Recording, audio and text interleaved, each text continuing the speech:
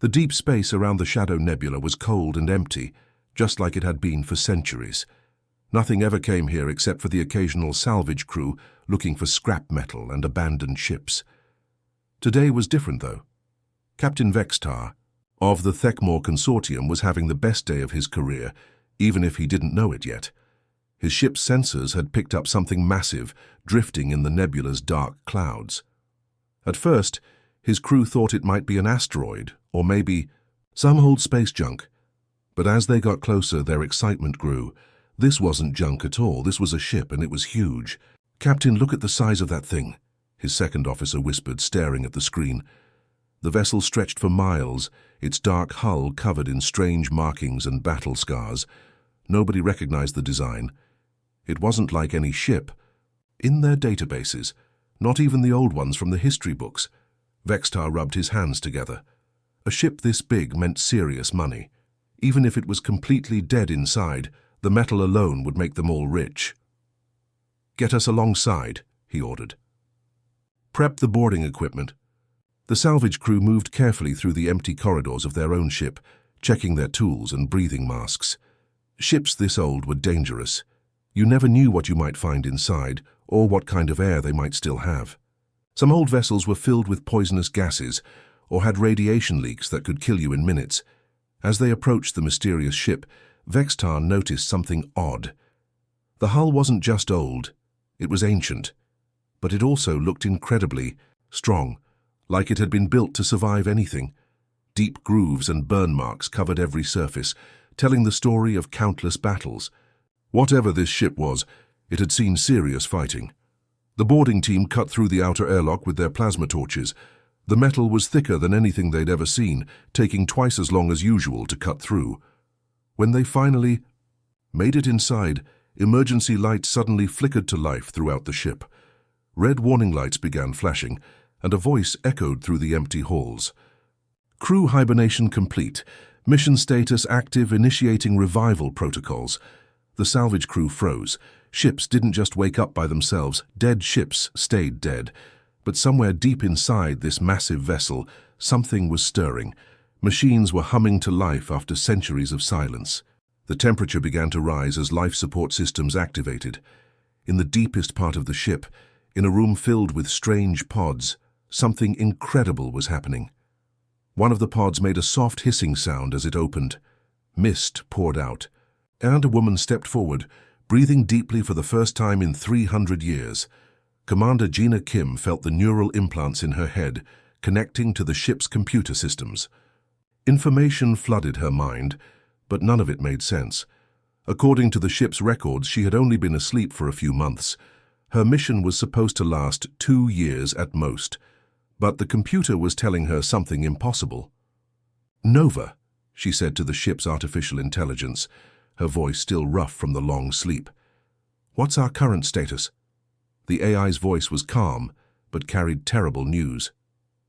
"Commander Kim, I regret to inform you that 300 years have passed since the beginning of your mission. All communication with Earth Command was lost approximately 297 years ago." Gina's heart stopped. 300 years? That was impossible. She looked around as more pods began opening.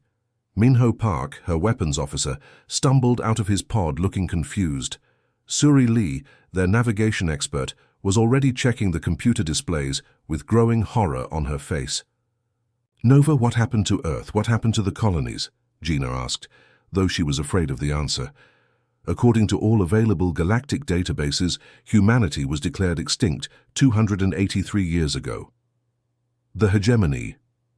Coalition reported that all human worlds were destroyed due to humanity being classified as a galactic threat.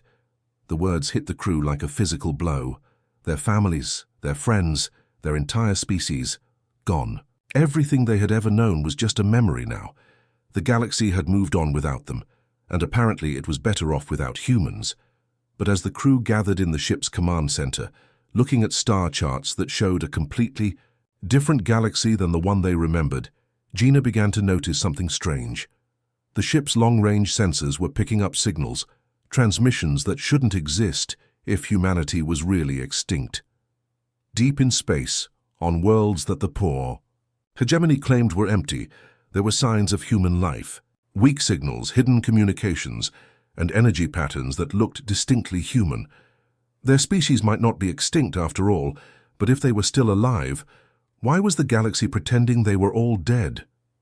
Gina looked at her crew, saw the anger and determination growing in their eyes, and made a decision that would shake the entire galaxy. The Vengeance had been humanity's last warship, sent out to explore and protect. Now it would serve a different purpose. Now it would find the truth. Gina's fingers moved across the control panel as she accessed the ship's most powerful sensors. The Vengeance had been built for deep space reconnaissance, equipped with scanning technology that could peer across entire star systems. What she found in the data streams made her stomach turn. The sensors were picking up human life signs. Lots of them. Scattered across dozens of worlds that the hegemony claimed were nothing but empty mining operations and factory planets. But these weren't free humans living their own lives. The energy patterns, the movement signatures, everything pointed to one horrifying conclusion. "Nova, show me detailed scans of Sector 7, Gina commanded, her voice tight with growing dread. The holographic display lit up, showing a planet called Kepler 9. The surface was covered with massive mining complexes and industrial facilities. But it was the life sign readings that made Gina's blood run cold. Thousands of humans, maybe tens of thousands, all concentrated in what looked like work camps. Minho stepped up beside her, reading the data over her shoulder. "Those look like prison compounds," he said quietly. "Look at the energy barriers around each facility, and those guard towers." Zuri was working at another console, her face pale as she pulled up more planets. "It's not just one world," she whispered. "I'm finding the same patterns on planet after planet. Gina, there are millions of humans out there." But they weren't. Living as free people.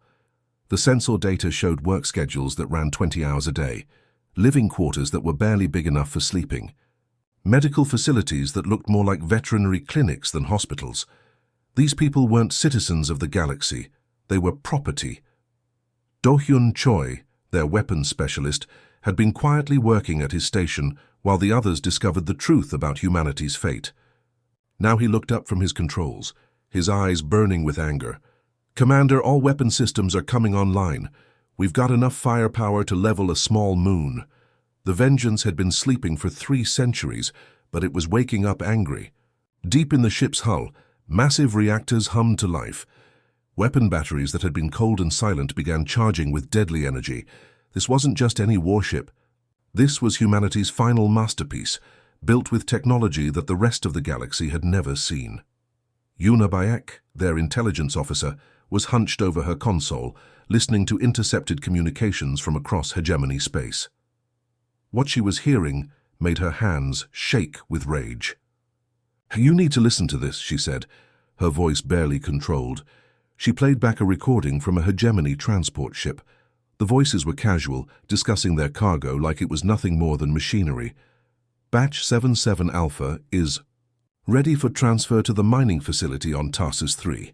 Make sure the genetic compliance drugs are administered on schedule. We can't have them remembering too much about their origins." Another voice responded, "Any problems with the livestock?" "Sometimes the younger ones ask too many questions.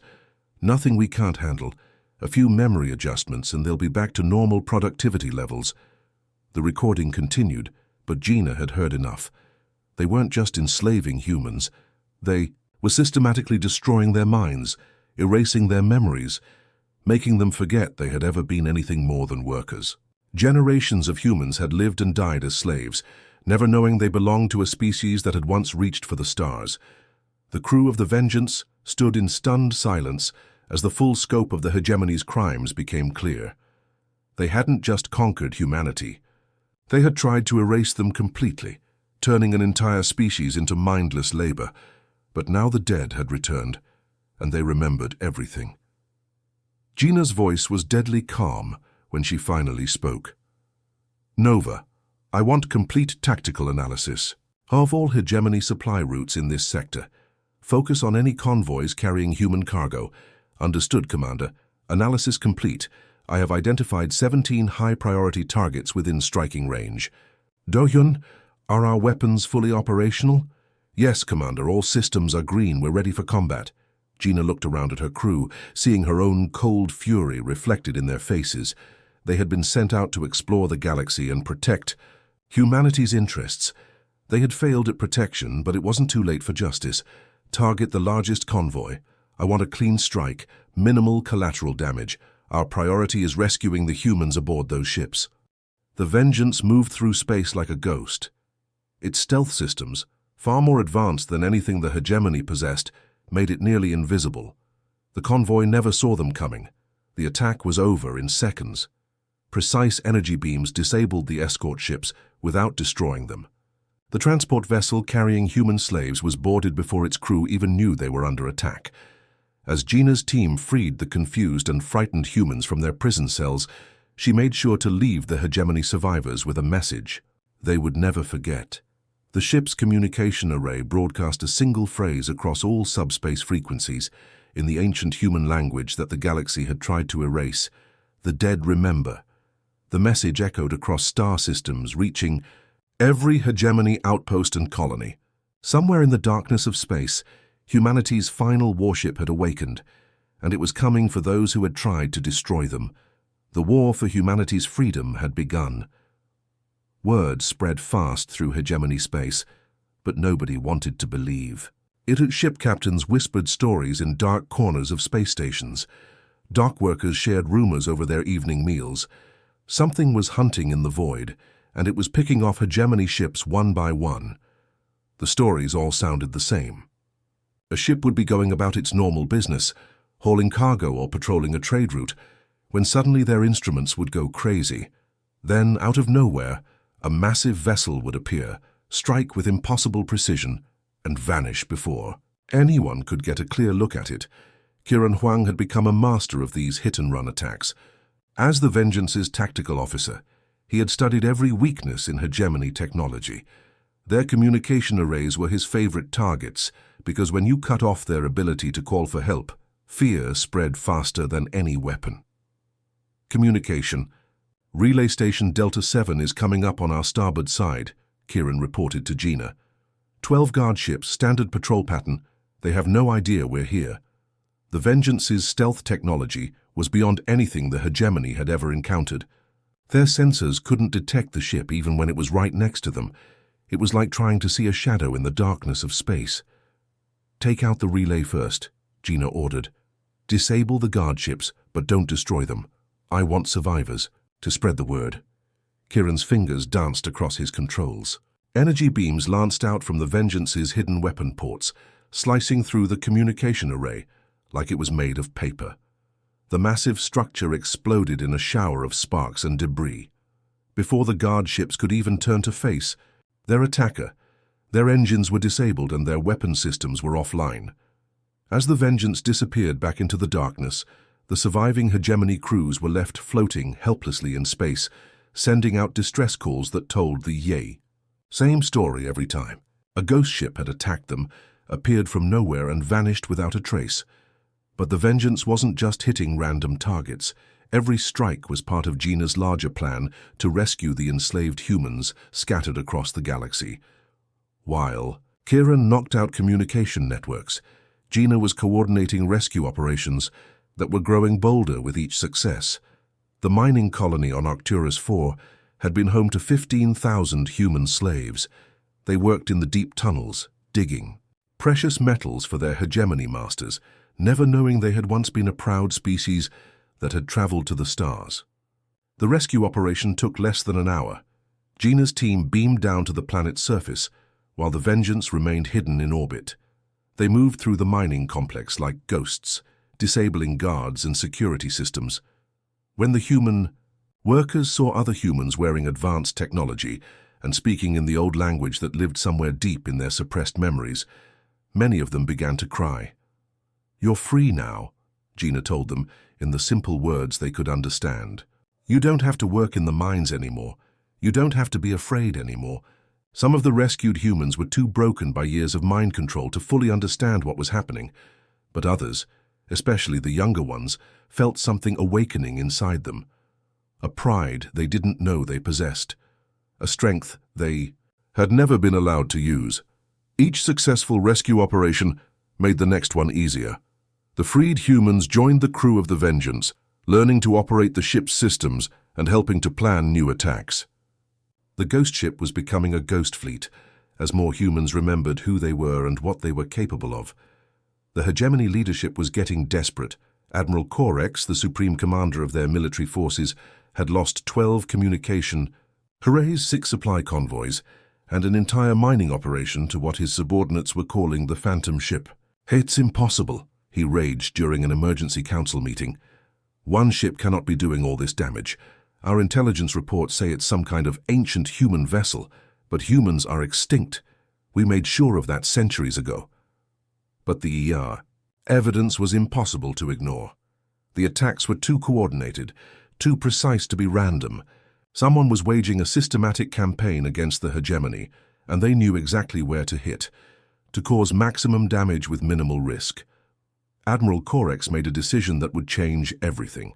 He ordered the deployment of the Dominator, the largest and most powerful warship in the hegemony fleet.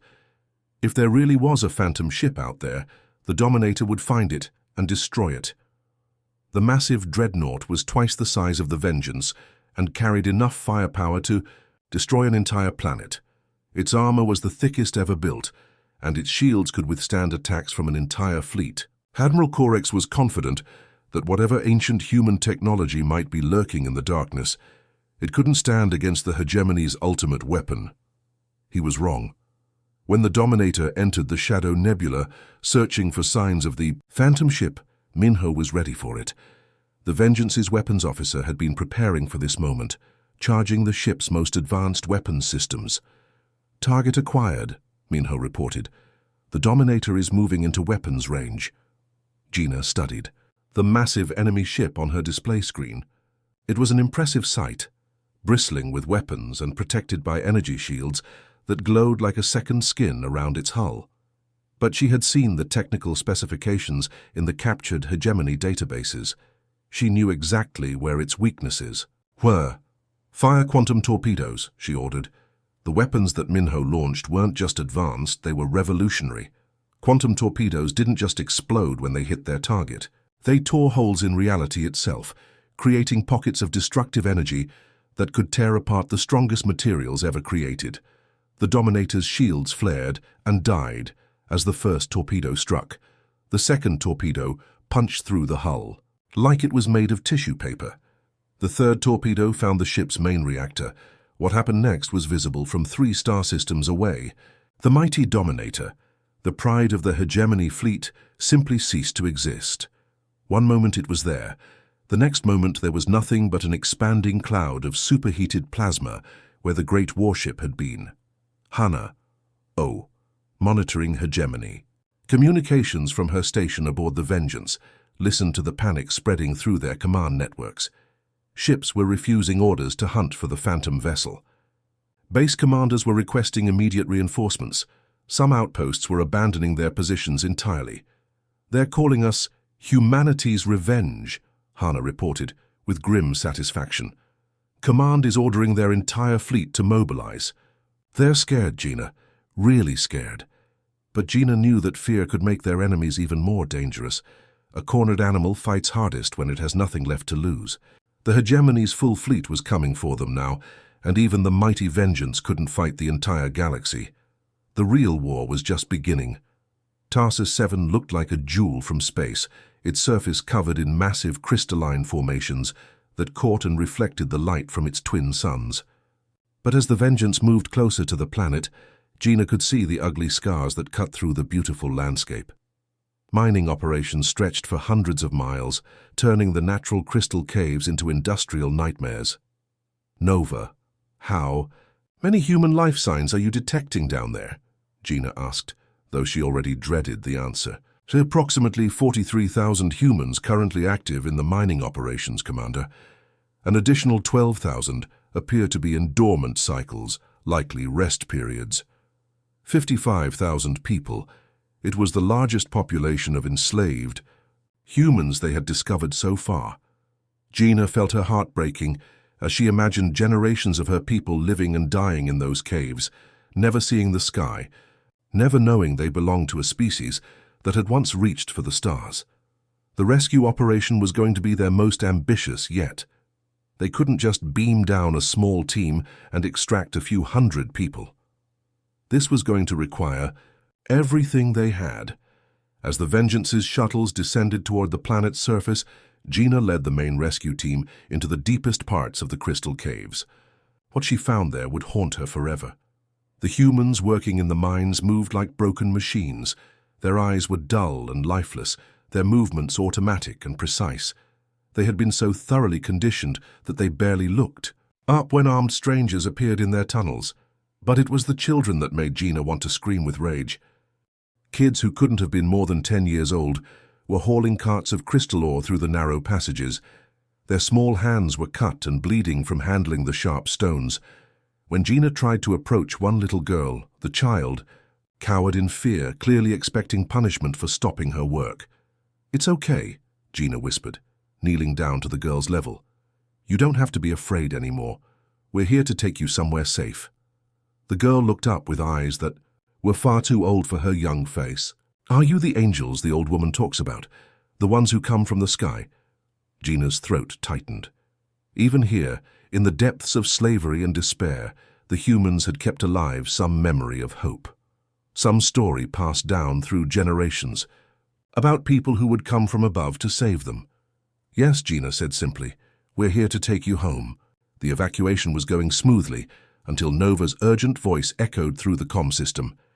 "Commander, I'm detecting 3 large vessels approaching at high speed, hegemony battlecruisers, moving to intercept." Gina's blood turned to ice. They were trapped. The Vengeance was still in orbit, coordinating the rescue operation, and there were thousands of people still on the planet's surface waiting to be evacuated.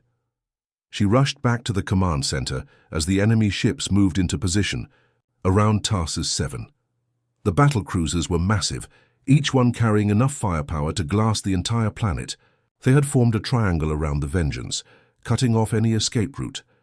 "This is Admiral Vexhai of the Hegemony 3rd Fleet," came the transmission from the lead battlecruiser. "Unknown vessel.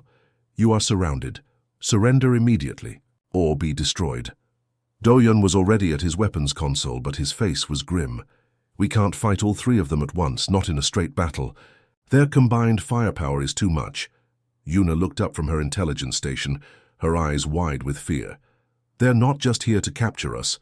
I'm intercepting their tactical communications. They're planning to destroy the planet. They'd rather kill all the humans down there than let us rescue them."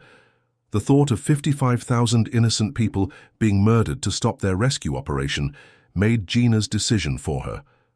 She turned to Do-hyun with deadly calm. "What about the reality shear cannon? Can we use it?" Do-hyun's face went pale. "Commander, that weapon is still experimental. We've never tested it in actual combat.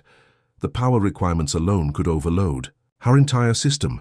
And if it works, it will tear holes in space itself. Those battlecruisers won't just be destroyed, they'll be erased from existence." Yuna stepped forward, her voice urgent. "Gina, the reality shear cannon draws power directly from our main reactor. If something goes wrong, if the containment field fails, we could create a black hole. We could destroy ourselves, the planet, maybe this entire star system." Gina looked around at her crew, seeing the fear in their eyes, but she also saw something else: determination. They all knew what was at stake. Below them on the planet were thousands of their people, including children who had never known freedom. Above them were enemy ships preparing to commit genocide. "Charge the reality shear cannon," Gina ordered. The Vengeance began to hum with power unlike anything it had ever channeled before. Deep in the ship's core, energy patterns that existed at the very edge of known physics began to form. The weapon wasn't just advanced technology, it was a glimpse into the fundamental forces that held reality together. "Weapon charged and ready," Do-hyun reported, his voice tight with tension. "Targeting all 3 battlecruisers. Fire." What happened next defied description. The reality shear cannon didn't just shoot energy beams like normal weapons. It reached out and grabbed pieces of space-time itself, twisting them into impossible shapes.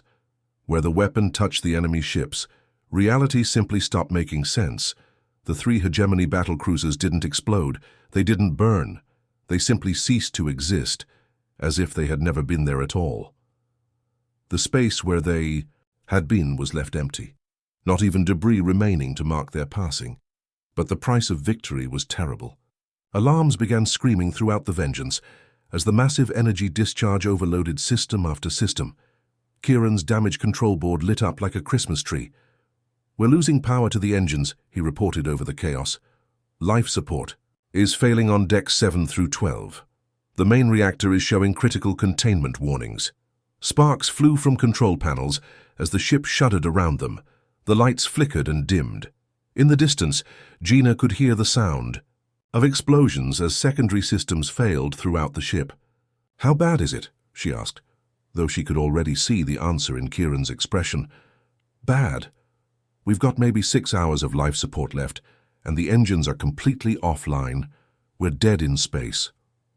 Gina closed her eyes for a moment, feeling the weight of command crushing down on her.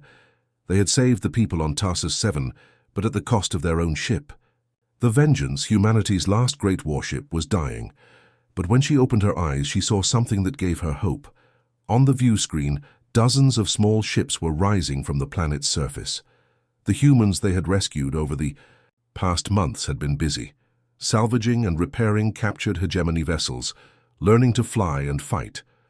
Hana's voice came over the comm from one of the rescued ships. "Commander Kim, this is Captain Hana O of the Liberation Fleet. We're reading your distress signals. What are your orders?" Gina looked around at her crew, seeing the same determination in their eyes that had carried them through every impossible battle. The Vengeance might be dying, but their mission wasn't over. "All ships form up for our final attack," she ordered. "We're going to finish what we started." The ragtag fleet of former slaves and their dying flagship prepared for one last battle. Against the entire hegemony fleet, with damaged ships and untrained crews, they were going to attempt the impossible. They were going to win their freedom. The twin suns of the hegemony capital world cast an orange glow across the assembled fleet.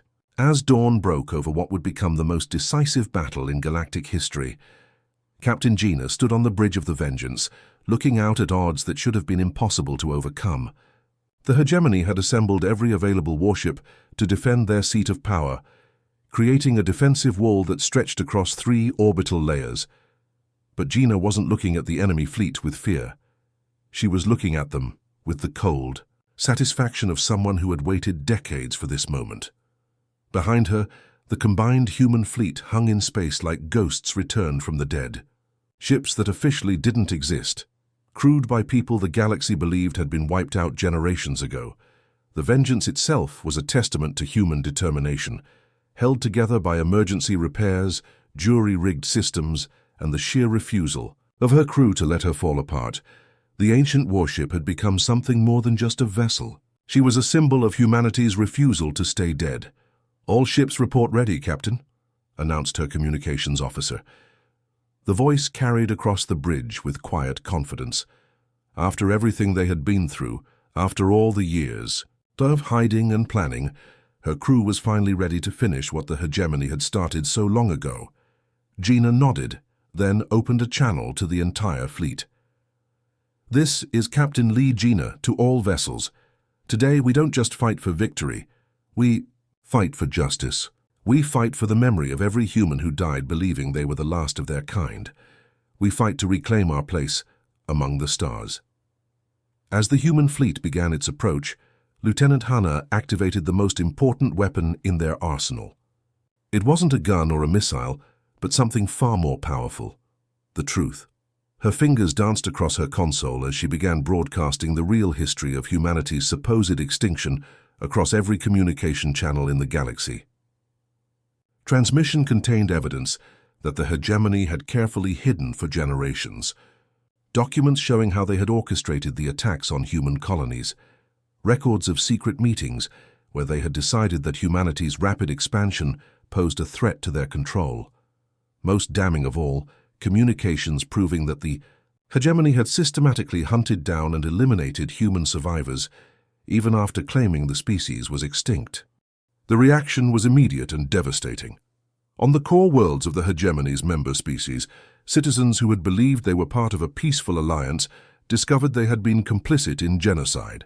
The carefully maintained image of the hegemony as protectors of galactic peace crumbled in minutes. "Captain," reported the communications officer, "we're receiving signals from a dozen worlds. Rebellions are starting. The Centaurian delegation has just declared independence from the hegemony. The Altarian resistance is seizing government buildings." Gina allowed herself a grim smile. The hegemony had maintained control through lies and manipulation for so long that they had forgotten how fragile that control really was. Once their member species learned the truth, the entire alliance began falling apart like a house of cards. But the real confrontation was yet to come. Through the chaos of the battle, the hegemony flagship emerged from behind the defensive lines.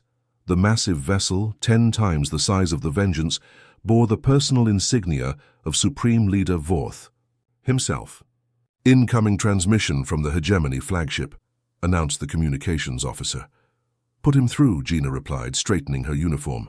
She had been waiting for this conversation for most of her adult life. Supreme Leader Vorth appeared. On the main screen, his reptilian features twisted with rage and disbelief. "This is impossible," he hissed. "The humans were eliminated. I watched the reports myself." "You watched lies," Gina replied calmly. "Just like you told lies to the rest of the galaxy. But we survived, Vorth. We survived, and we remembered everything you did to us."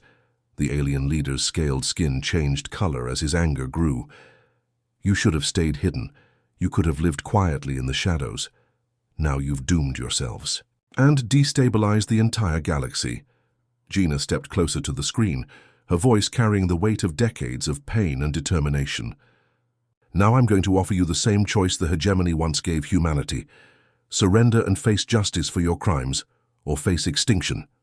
The silence that followed was heavy with the weight of history repeating itself.